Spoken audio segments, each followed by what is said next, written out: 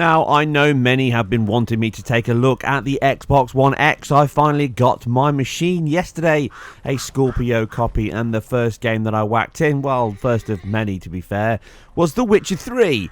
And you may have spotted something very unique already, either in the headline of this video or what you can see on screen. I'm not going to keep you hanging about any longer, and I'm dead serious when I say this game does target 60 frames per second on the Xbox One X. This is no PC version here. This is the console release, and it is exactly the same as it was launched. And yes, this is the disc version. As you know, or long-time viewers may know, I cover in-depth analysis of patches and what they do, plus and minus. This was one of those titles, and now others have followed suit, but The Witcher 3 was one of those games that shipped with an unlocked frame rate on the Xbox One. That means that you can now test it if you have the disc copy, which I do, and this is the same as what I covered at launch for Assassin's Creed Unity. And sometimes these patches create benefits to the game, sometimes they create negatives to the game, and sometimes in this particular instance, you get a little bit of both. So there are some caveats you have to take on board. The first thing is, one of the things that was mentioned about this title when it launched was the fact that it ran a dynamic resolution option, which means yes, it scaled from 900p to 1080p on the Xbox One.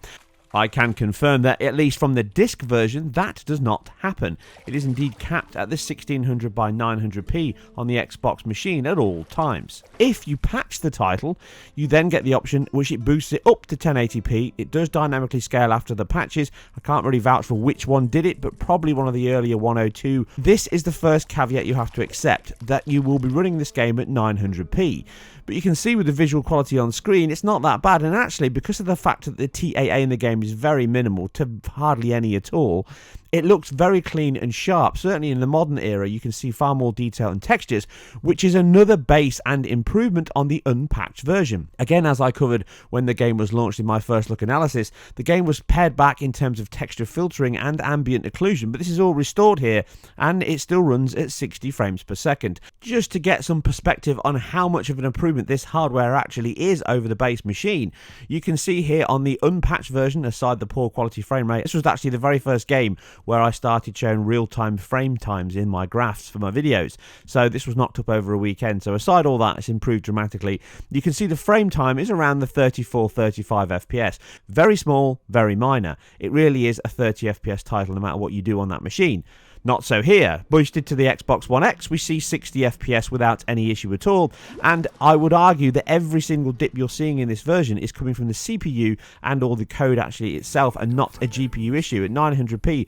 I know some may say, well, the cutscenes dip and that's down to GPU, but that's not always true. These cutscenes don't run themselves. Who knows what's going on in terms of the animation system and feeding that animation system from the CPU, so it may still be a CPU issue that's causing it. But that aside, some of the dips in the cutscenes can knock it down to 54s, 55s. It's still much higher than what you saw on an equivalent PC at the time. Yes, this is the same version that I tested back then in my budget range, which included an APU system, a 750 Ti, an FX 8350 CPU, an i5 CPU, and therefore a top end at the time GTX 970.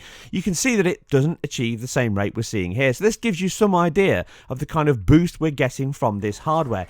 Now, you can't draw too many conclusions, but what you can draw here is we are quite clearly seeing an improvement on the Jaguar CPU cores and the GPU itself. That means these aren't as limited as many would have you believe. Now, this is not to say that this title doesn't hit CPU limits at some points in the game. I'll come to that in a moment.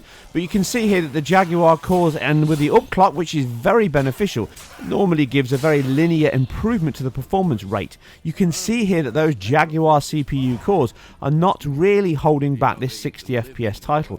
Even the vast expansive world here is very much GPU restricted, and that's where it's bound most of the time in these early sections of the title. Some of the issues do still come from the CPU and some of the stutters from the actual streaming system in the game, but this doesn't inherently mean the CPU is at fault. As you've just seen, and again here, running this on a much more powerful PC in terms of CPU performance, certainly not GPU performance, this is performing worse on that machine. 900p aside, this is still something that shows the Jaguar cores aren't really as bad and always to blame as many people simply point at all the time. Now this means that obviously we get a much more solid performing game overall. You can see here I would definitely play this game, and I have played for a few hours yesterday at 60 FPS, so this is definitely the way to play it on console. But the big question that everyone's asking me is Novigrad, swamps, and how does it perform once you get into the bigger areas? And obviously this is where the issues arise. You can clearly see that the performance levels and the improvements to the title over the last few months have helped, but the one big issue of once you cap the title to a latest one, at this point 1.31 here, there's no 4K patch at this point on the Xbox One X to test, then you are limited back to 30 FPS.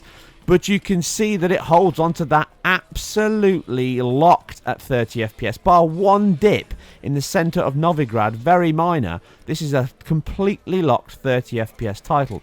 I still am a little sad that you can't have the option of improving the game and also running it at that level, but if you jump into the patch and blood and wine, you then also get locked down to 30 FPS, and it's worth it for the visual improvements in that title. And again, that is locked at 30 FPS at all times.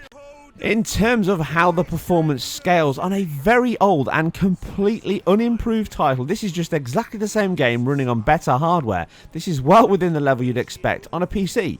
That's essentially what Microsoft have delivered here. They've delivered hardware that improves the performance of all your older games without you having to do anything at all, and devs don't need to patch the title. This also includes when you patch it and the filtering was downgraded, it's still back to being the same level it was on the disc version, so you still get much clearer and sharper texture quality and filtering, which you can see an example of here on screen, and also it's at 1080p. The choice is indeed yours. You can cap this game at 30, receive the 1080p update, and obviously the later 4K one that's coming very soon, as we saw on the Pro analysis that I covered a few weeks ago, and that also gives you that improvement to the visual quality and clarity at the cost of losing all that headroom that's clearly evident and available here, as my tests demonstrate. Or you can take the chance, run the game at 60 FPS at 900p, but you still get sharper image quality and texture quality than what you would on the Xbox One itself, but you also get those dips in Novigrad here where it's dropping down to the low 40s. It's still smooth, but it feels bad because it runs at 60 so often outside of these heavier CPU areas. The choice is yours. This is the kind of boost that you get. If you want those improvements, you can have them. It's a shame that we don't have the option to cap between one and the other, but this is always a limitation of patch titles and everything else. You can see some more examples on screen of how the game performs against the consoles, the PC, and itself, but this is only one of many Xbox One X titles that I'll be covering, and considering this took absolutely no development work at all to see 100% improvement, and actually more than that at times. So on the grand scheme of things, Microsoft deserve a huge round of applause for delivering something that overachieves on what you would expect in the X. Yes, it's more expensive and a year later, but it certainly hasn't wasted that time in delivering some substantial improvements from this and also other titles that I'll be covering very soon. You guys and girls take care. I hope you enjoyed this, and if you want more Xbox One X coverage, then please hit the like, subscribe and share where appropriate. Also, other coverage of the Pro, PC and other console analysis which I cover in depth and detailed. I am completely self-funded and independent, so if you can also support and help me improve, you can give any pounds or dollars you can afford on my Patreon site, which the link is on the video and in the description below. You can read more on this and much more on my website, which I also run and manage myself. You guys and girls take care, and I'll catch you very soon with more X action.